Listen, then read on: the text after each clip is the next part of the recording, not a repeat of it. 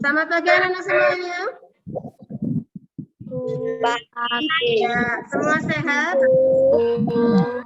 Ya, puji Tuhan. Oke, sebelum kita mulai kegiatan pada pagi hari ini, terlebih dahulu kita berdoa. Saya minta tolong di Angel kemarin untuk memimpin doa pembuka ya. Yang lainnya mikrofonnya tolong untuk dimatikan dulu. Yang menyala cuma di Angel. Di Angel nyalakan mikrofonnya. Sikap doa yang baik. Dalam nama Bapa dan Roh Kudus. Amin. Ya Tuhan, terima kasih telah mempertemukan kami di Zoom pada pagi hari ini. Semoga Zoom pada pagi hari ini berjalan dengan lancar dari awal sampai akhir.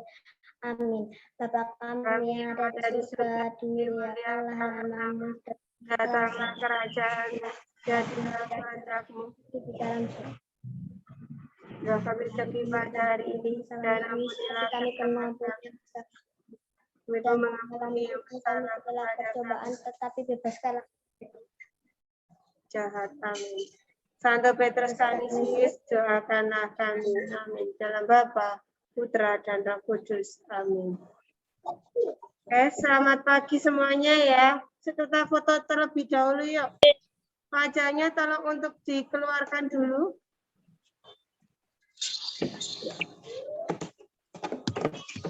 Satu, dua, tiga. Saya kirim di grup dulu ya. ya Bu. Lagi, satu lagi. Satu, dua, tiga.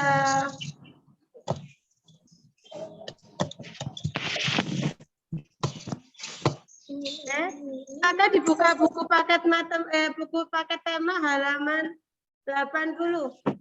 Silakan dibuka buku paket tema halaman 80. Paket tema halaman 80. Sudah, Bu. Sudah? Sudah. Ya. Kita belajar pembelajaran 5 ya. Kita belajar pembelajaran 5. Kita masuk ke pembelajaran 5, minta tolong mikrofonnya dimatikan dulu. Ya. Kita belajar pembelajaran 5. Halaman 80 ya. Hari ini kita akan belajar apa saja? Hari ini kita akan belajar menjelaskan faktor-faktor yang mempengaruhi sistem peredaran darah pada manusia. Yang kedua juga menjelaskan jenis-jenis pola lantai. Yang ketiga menjelaskan langkah-langkah dalam membuat pantun. Faktor yang mempengaruhi kesehatan sistem peredaran darah. Silakan dibuka halaman 80. Faktor yang mempengaruhi sistem peredaran darah yang pertama adalah gaya hidup. Gaya hidup adalah seseorang yang memiliki gaya hidup yang kurang baik, misalnya mengkonsumsi makanan yang berlemak secara berlebihan, tidur terlalu larut malam, jarang berolahraga, akan berpotensi terkena gangguan sistem peredaran darah. Itu adalah gaya hidup. Kalau kebiasaan tidur malam, kemudian makan makanan berlemak secara berlebihan, itu termasuk akan mengganggu sistem peredaran darah. Kemudian jenis makanan yang dimakan. Jenis makanan yang dimakan yang kurang bergizi dan terlalu banyak lemak tadi dapat menyebabkan seseorang ini terkena obesitas atau tubuh kelebihan cadangan lemak. Nah, itu dapat meningkatkan resiko penumpukan lemak di dalam pembuluh darah sehingga memicu terjadinya hipertensi atau jantung koroner karena jenis makanannya yang terlalu banyak mengandung lemak ya. Makanya penyumbatan. Kemudian yang ketiga adalah faktor keturunan. Nah, gangguan peredaran darah dapat disebabkan oleh sifat yang diwariskan dari orang tua. Seperti jika orang tuanya menderita hemofilia, berarti 50% anaknya juga kemungkinan akan terkena hemofilia. Itu adalah penyakit keturunan ya. Nah, kita buka halaman 81. 4 faktor yang mempengaruhi kesehatan. 4 faktor yang mempengaruhi kesehatan. Kesehatan adalah anugerah yang paling berharga bagi setiap insan manusia. Nah, buat apa banyak harta tetapi banyak badan kita sakit? Ada juga yang mengatakan health is not everything, but without health everything is nothing. Memang kesehatan itu bukan segalanya, tetapi tanpa kesehatan segalanya tidak ada artinya. Nah, saat kita sakit, kita akan mengalami banyak kerugian seperti yang kemarin kita jelaskan pada waktu tatap muka ya. Selain biaya berobat yang mahal, kemudian waktu produktif kita juga terbuang percuma. Yang biasanya kita per jamnya dibayar 100.000, karena kita sedang sakit, kita bisa mengeluarkan sampai 2.400.000. Uang yang harusnya kita dapatkan terbuang percuma karena kita sakit. Selama sebulan berapa uang yang harus masuk ke dalam tabungan kita yang hilang begitu saja untuk biaya obat, kemudian biaya rumah sakit, nah, seperti itu. Kemudian menurut Hendrik L. Bullman, terdapat 4 faktor yang mempengaruhi derajat kesehatan masyarakat. Yang pertama adalah faktor lingkungan, kemudian faktor keturunan, kemudian faktor pelayanan kesehatan. Nah, dari 4 faktor yang mempengaruhi derajat kesehatan ini, tersebut ternyata faktor perilaku yang mempengaruhi cukup besar. Kemudian diikuti oleh faktor lingkungan, faktor pelayanan kesehatan, dan faktor keturunan. Nah, 4 faktor ini saling berhubungan atau terkait satu sama lain. Yang pertama faktor yang mempengaruhi sistem peredaran darah yaitu adalah faktor perilaku. Perilaku masyarakat yang sehat akan menunjang dan berdampak semakin meningkatnya derajat kesehatan. Hal ini dapat kita lihat dari semakin banyaknya penyakit berbasis perilaku dan gaya hidup. Misalnya adalah kebiasaan tadi yang kita katakan adalah pola makan yang dapat menghindarkan kita dari serangan banyak penyakit. Tadi yang faktor makanan, kebanyakan makan makanan yang berlemak. Jantung, darah tinggi, stroke, obesitas, kegemukan, diabetes mellitus, dan lain sebagainya. Nah, ini adalah kebiasaan perilaku yang mencuci tangan sebelum makan juga dapat menghindarkan kita dari gangguan saluran organ pencernaan seperti diare dan lain sebagainya ya. Nah, perilaku menggosok pencernaan, perilaku menggosok gigi setelah makan dan sebelum tidur juga akan mencegah penyakit seputar kesehatan gigi dan mulut. Nah, dan masih banyak perilaku atau kebiasaan yang berpengaruh terhadap kesehatan. Itu adalah faktor perilakunya. Kemudian ada faktor lingkungan. Nah, lingkungan yang bersih sangat berperan dalam meningkatkan derajat kesehatan masyarakat. Perbandingan angka orang sakit yang signifikan terjadi pada antara lingkungan yang bersih dengan lingkungan yang kumuh atau kotor. Beberapa penyakit yang sering menjangkit masyarakat hidup di lingkungan kumuh misalnya adalah demam berdarah. Karena lingkungannya kotor, banyak nyamuk-nyamuknya ya, sehingga menyebabkan demam berdarah. Kemudian gatal-gatal, biasanya airnya tidak bersih. Ya, semoga menyebabkan penyakit kulit gatal-gatal. Kemudian infeksi saluran pencernaan juga mempengaruhinya. Dan kemudian adalah pernafasan. Nah, selain itu juga ada 3 faktor pelayanan kesehatan. Ketersediaan fasilitas kesehatan dengan mutu pelayanan yang baik akan mempercepat derajat kesehatan masyarakat. Dengan adanya fasilitas yang mudah terjangkau, dan dengan mutu pelayanan yang baik akan meningkatkan akses pelayanan masyarakat. Misalkan di daerah terpencil, kalau ada faktor pelayanan kesehatan akan mudah terlayani ya masyarakatnya dalam faktor kesehatannya. Misalkan sakit bisa dibawa ke tempat pelayanan kesehatan. Kemudian ketersediaan fasilitas harus diikuti dengan keterampilan tenaga kesehatan yang merata, mencukupi dan mempunyai kompetensi di bidangnya dalam pelayanan hingga tingkat pelosok desa. Yang keempat ada faktor keturunan. Kemarin penyakit ada yang faktor keturunan dan ada faktor yang non tidak keturunan ya. Faktor keturunan kemarin adalah talasemia dan hemofilia. Nah, banyak yang penyakit yang dapat kita cegah misalnya dengan cara membersihkan lingkungan terutama dari tempat tidur kita dulu. Setiap bangun tidur kita bereskan, kita bersihkan Lingkungan rumah kita selalu bersihkan pagi sore ya loh. Untuk dibersihkan biar tidak lingkungan kita bersih. Namun sebagian penyakit tidak dapat kita hindari seperti penyakit keturunan. Nah, semakin besar resiko penyakit keturunan, maka akan semakin sulit untuk meningkatkan derajat kesehatan. Nah, untuk mencegah penyakit keturunan, perlu ada konseling perkawinan yang baik. Nah, keempat faktor di atas saling berpengaruh dan tidak terdiri sendiri.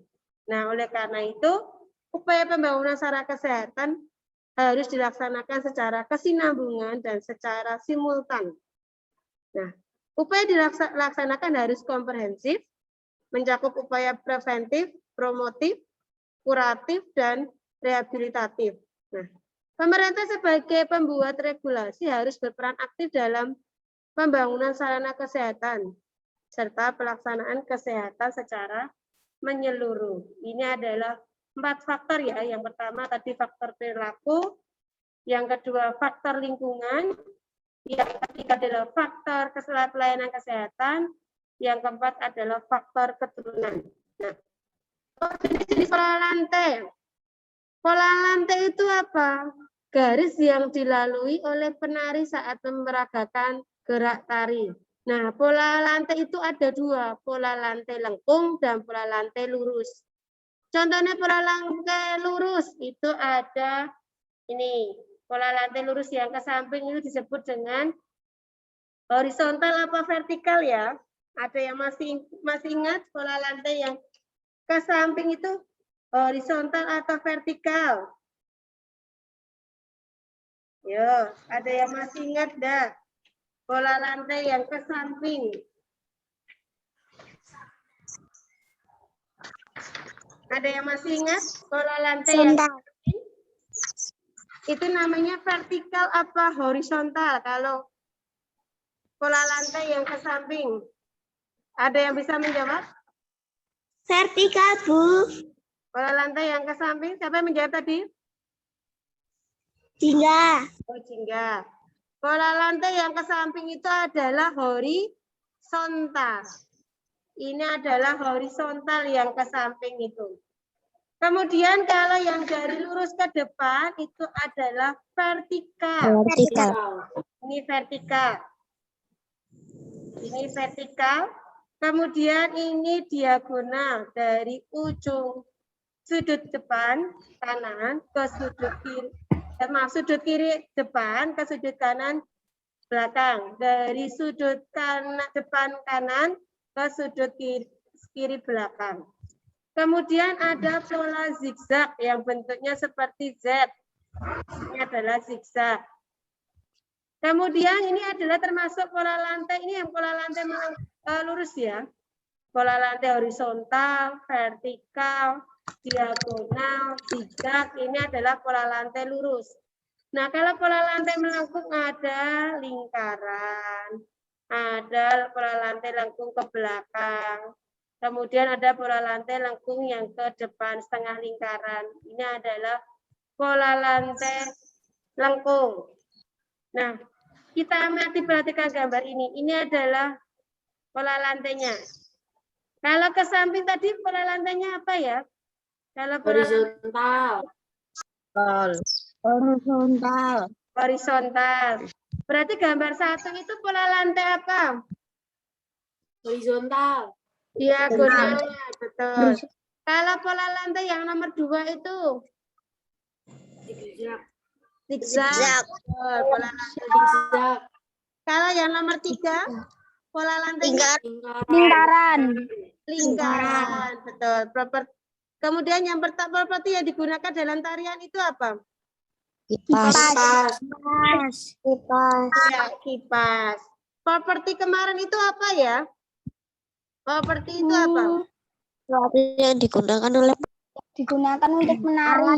Iya, alat yang digunakan untuk menari atau perlengkapan yang digunakan dalam menari ya. Nah, kita lihat gambar pantun ini. Ayo kita berpantun. Jalan-jalan ke kota hujan, naik turun melewati bukit. Jangan lupa gerakan badan supaya kita tidak pernah sakit. Pantun yang pertama itu lantai yang pertama itu?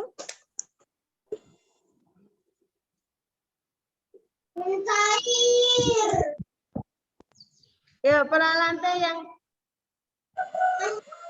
pantun yang pertama itu isinya apa? Pantun itu isinya apa? Yang pantun yang pertama tadi jalan-jalan ke kota hujan, naik turun melewati bukit. Yang pertama itu apa? Isinya apa? Agar tidak jangan pernah sakit. Apakah Jangan lupa gerakan badan supaya kita tidak pernah sakit. ya, Petra apa Petra? Coba Petra ulangi. Jangan lupa gerakan badan supaya kita tidak pernah sakit. Ya, kita disuruh menggerakkan badan supaya tidak pernah sakit. Sekarang pantun yang kedua ini. Kita melegam burung gagak terbang bebas di lantai tinggi.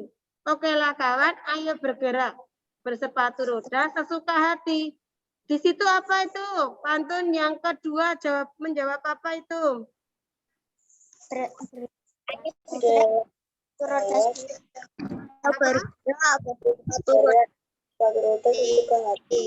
Coba Maxi, ya Maxi. Aku bergerak bersepatu roda sesuka hati. Nah, ya betul di situ.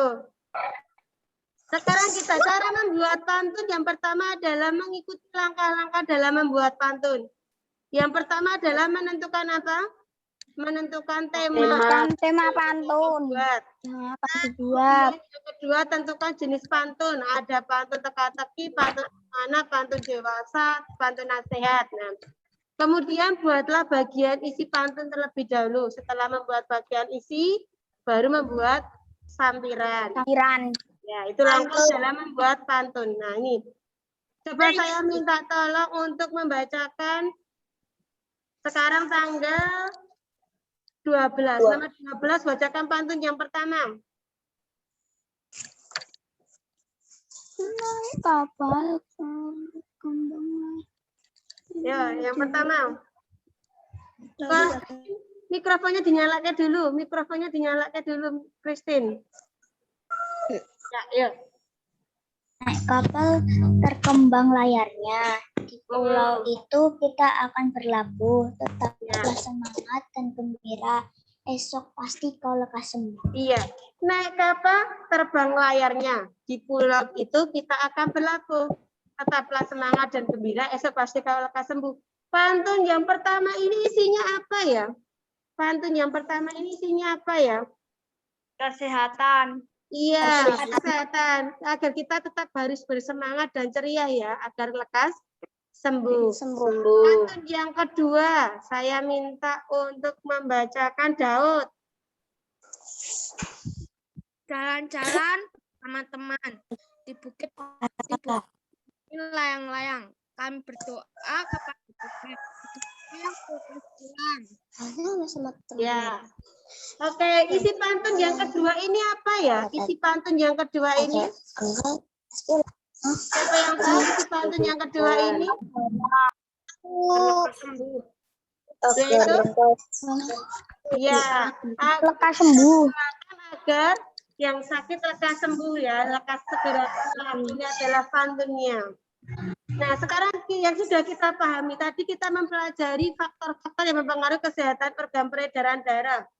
Contohnya yang mempengaruhi organ peredaran darah tadi ada faktor lingkungan, kemudian ada faktor perilaku, kemudian ada faktor pelayanan kesehatan, kemudian ada faktor keturunan.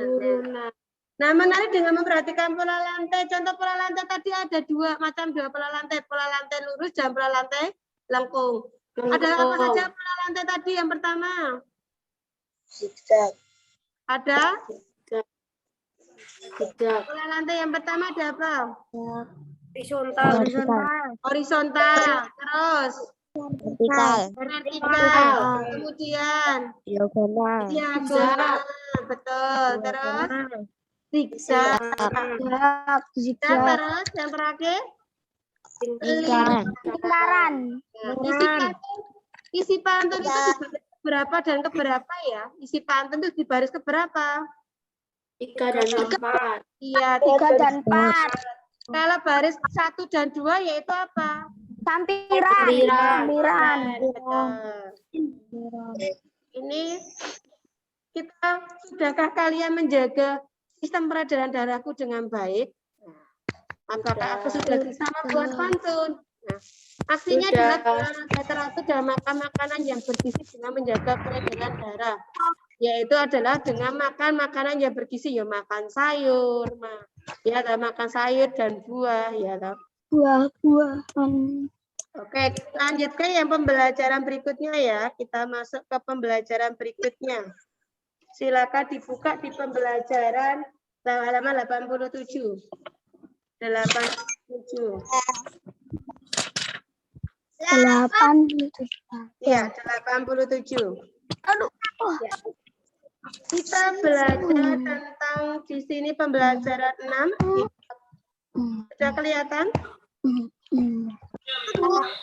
Ya, kita halaman 87. Buku paket halaman 87. Di situ ada kita memahami yang pertama adalah properti tari daerah, kemudian amanat atau pesan yang disampaikan dalam pantun itu, kemudian memahami tanggung jawab dalam sebagai masyarakat dalam kehidupan sehari-hari. Nah, kalian lihat di halaman 87, gambar tariannya seperti itu, toh? Iya, enggak? Nah, halaman 87, properti yang digunakan itu apa? Properti yang digunakan. Ya, gambar yang kedua ini, gambar yang kedua itu menggunakan panah, busur, ya toh. Ya, toh seperti halaman 88 itu gambarnya dia menggunakan properti panah ya di situ. Ya. Properti itu kemarin adalah kelengkapan yang digunakan untuk menari atau benda yang digunakan penari saat melakukan gerakan tari. Propertinya seperti topeng, rebana, selendang, kipas, tameng, piring, busur panah, payung, boneka, sebagainya. Itu adalah properti tari, ya toh? Ya. Nah, ini properti tari tidak ini, gambar ini. Ini properti ya, properti tari. Yang pertama adalah propertinya apa itu? Berupa apa? Properti yang kedua berupa apa itu? Properti yang ketiga berupa apa? Campur atau selendang. Tombak. Properti yang kelima? Payung. Properti yang keenam? Piring. Itu adalah properti alat atau benda yang digunakan untuk perlengkapan tari. Nah, pola lantai tadi ada 2 macam ya. Silakan kalian buka di buku paket kalian. Enggak ada di sini. Oke, pola lantai itu sekalian lihat gambarnya. Ini ada pola lantai. Kemarin tadi saya pola lantai ada 2 macam. Pola lantai lurus dan pola lantai melengkung. Nah, pola lantai lurus tadi contohnya pola lantai horizontal. Ini adalah horizontal. Ini tari apa ya ini ya? Yang di pojok kanan, di pojok kiri atas itu? Jempa. Tari bunga. Bunga jomba atau tari saman. Tari saman ya, dari Aceh itu menggunakan pola lantai horizontal.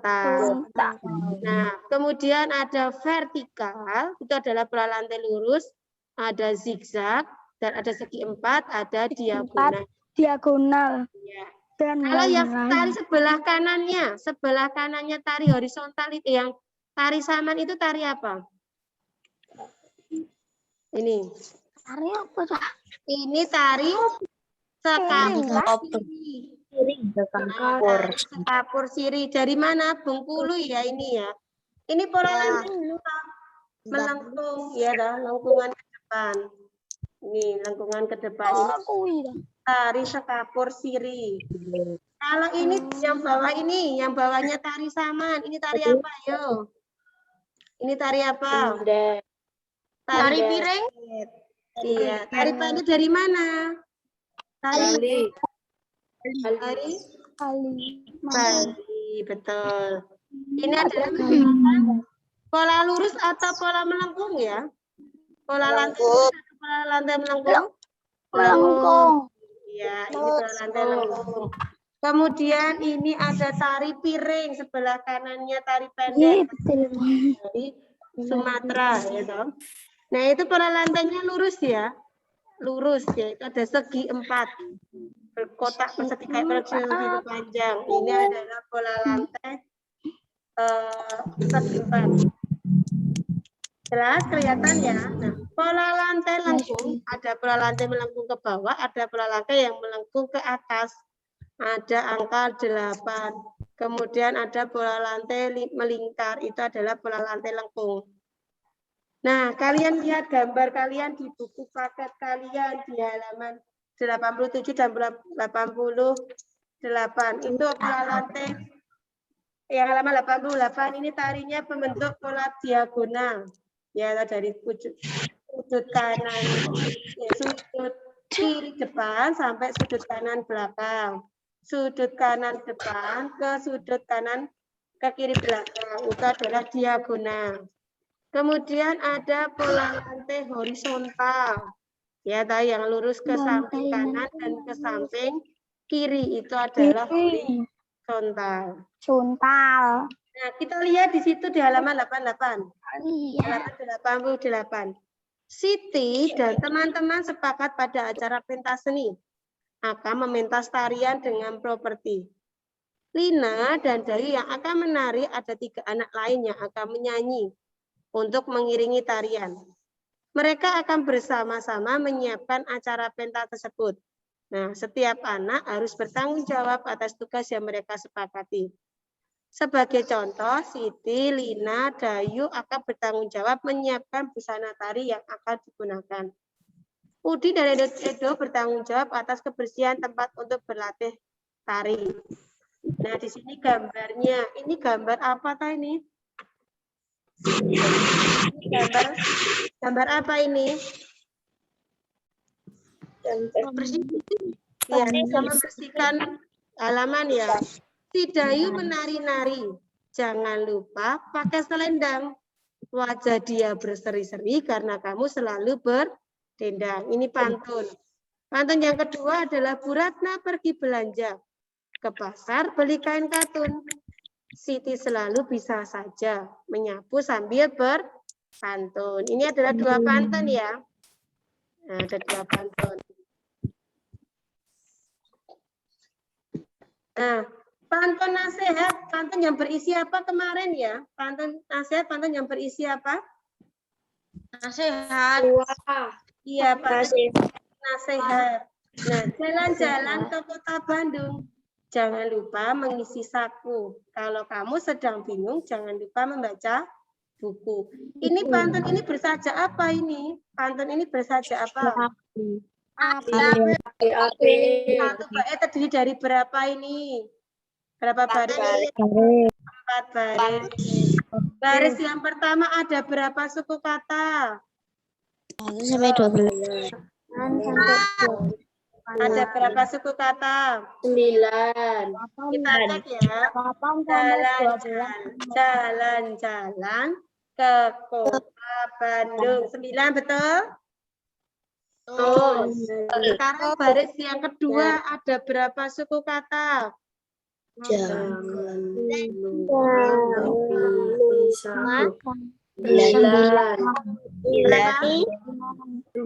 9.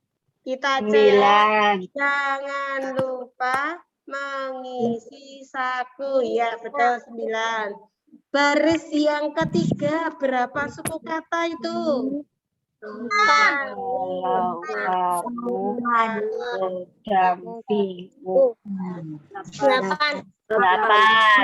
Kita cek. 8. Sedang bingung. Ya, 8. Baris yang keempat ada berapa suku kata? 9.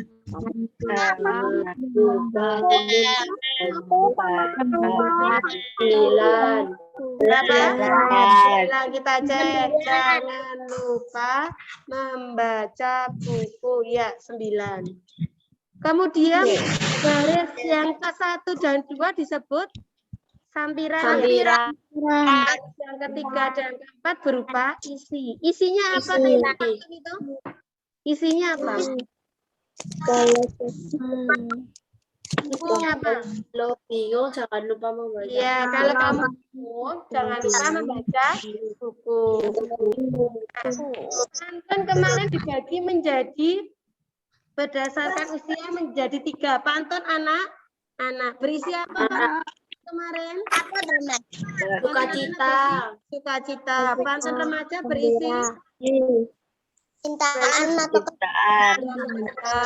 ya cinta kasih bersama. Pantun orang tua berisi apa? Pantun orang tua. Jenis pantun berdasarkan isi. Ada pantun sukacita. pantun sukacita,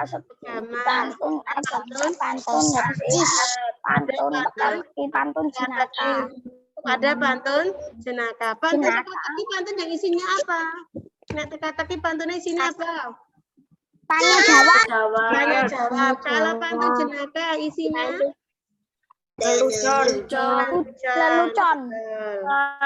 Lelucon. Apakah aku sudah pelajari hari ini? Nah, kita sudah mempelajari pantun ya. Nah, Sudah, apa usulku agar lebih menarik? Apa yang lebih menarik lagi dari pembelajaran pantun? Apa?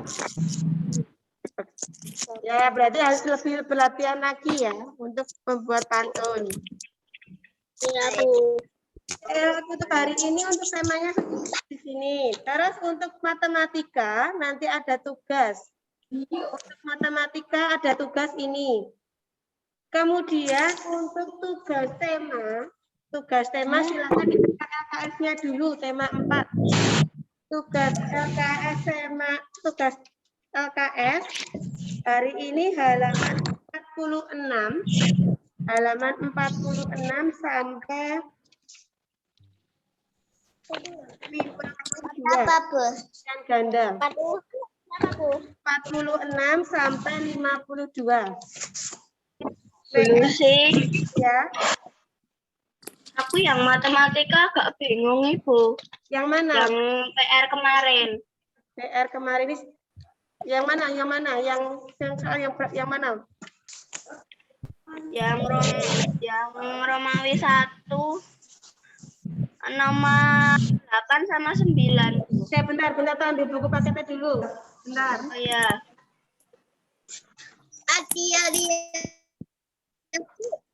Itu selesai tugasku. Nanti kalau ininya mati, nanti buka lagi ya, linknya sama ya. Biar saya buat jelaskan matematika. Oke, bingung di mana saya bentar. Soal kemarin.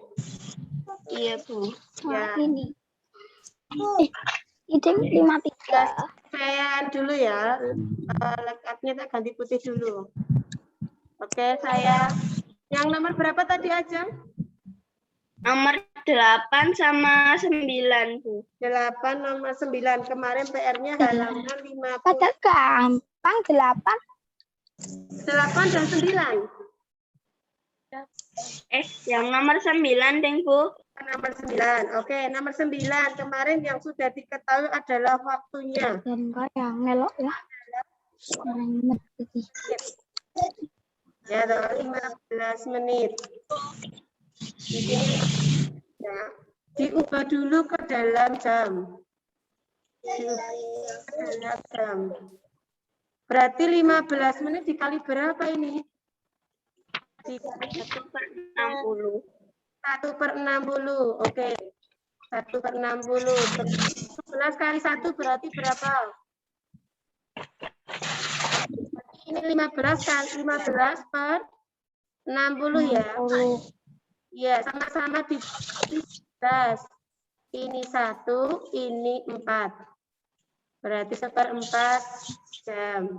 Nah, ini untuk yang nomor 8. Nomor 9. Kemudian ada volumenya. Volumenya adalah ketemunya 700 750 Iya, 750 desimeter kubik. liter. Ya, toh? Itu kan sama aja dengan 750 liter. Ya. Sama aja dengan liter ini. Nah, untuk mencari rumusnya apa? Rumusnya apa? Volume bagi waktu. Volume bagi waktu. Berarti 750 liter dibagi dengan 1/4 jam. Nah, sama aja berarti 750 dikali berapa? Per satu. Satu. Nah, silakan nanti dihitung ya. Ini satuannya liter per jam. Mau dicatat dulu? Ya, Bu. Ya, silakan catat dulu. Nanti kalau mati, masuk lagi ke link ini ya. Ya, Bu. Silakan catat dulu.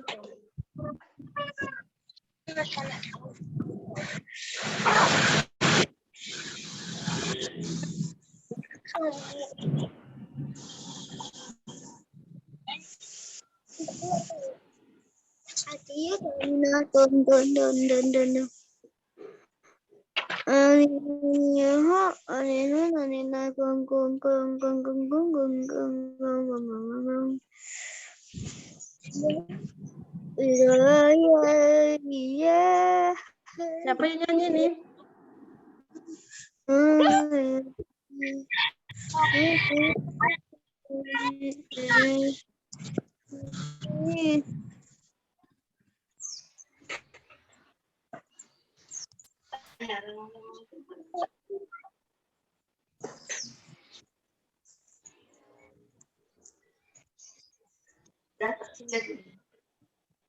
Apa?